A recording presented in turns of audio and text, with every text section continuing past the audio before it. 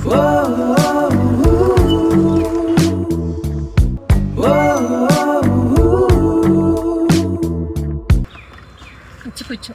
Come by my BMW. You can go. మనం అక్కడ join అవుదాం. అదొక బండా? అరే ఏంటి ఇది బండి కాదా? 2 టైర్లు ఉన్నాయి, సీట్ ఉంది, హ్యాండిల్ ఉంది, బండే. బండే మరి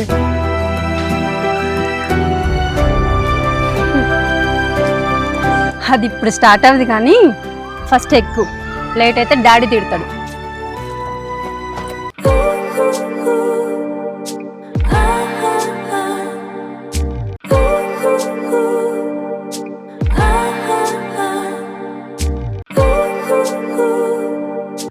ఈ విషయం నీకు ఫోన్లోనే చెప్దాం అనుకున్నా, కానీ డైరెక్ట్గా క్లారిటీగా చెప్దామనేసి పిలిచాను.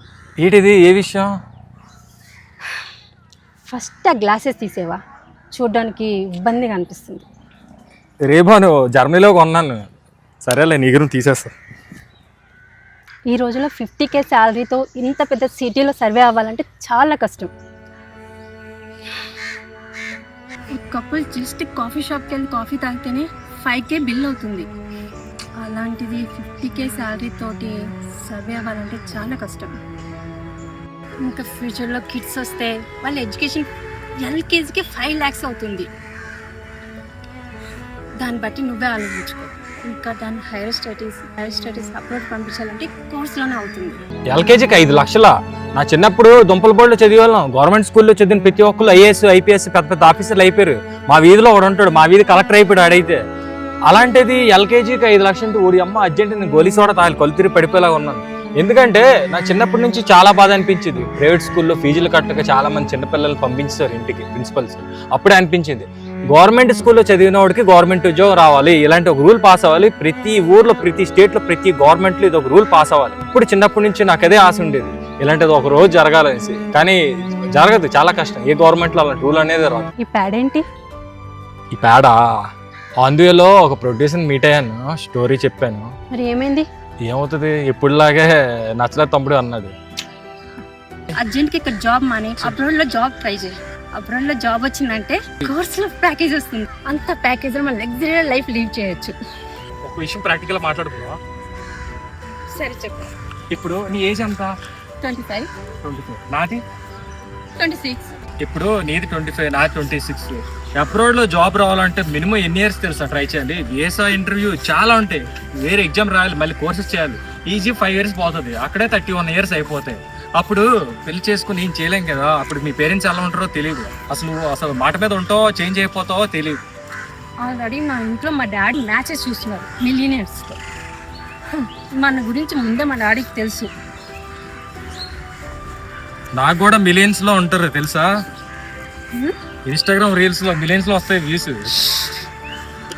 ప్లీజ్ సీరియస్ ఆగు. లేట్ అయింది, డాడీ తిడతారు.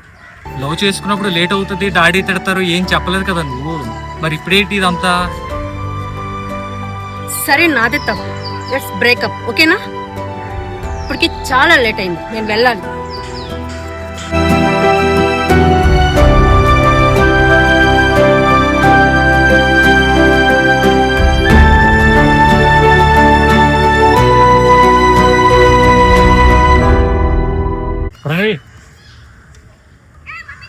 ఏంటి?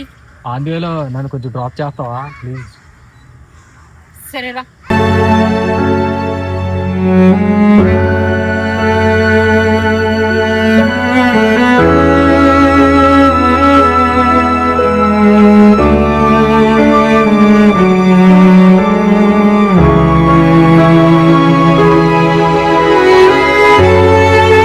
సరే మరి, జాగ్రత్త, బాయ్, టేక్ కేర్.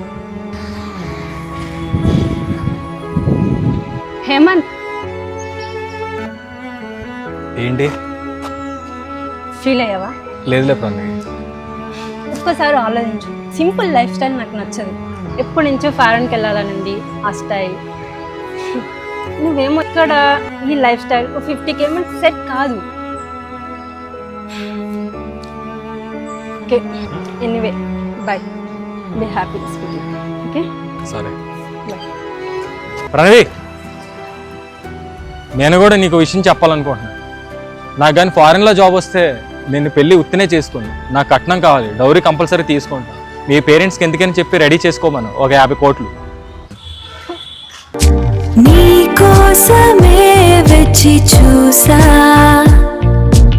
ఈ మౌనము పెరిపోసిందా, మన జ్ఞాపకం మళ్ళీ వచ్చిందా.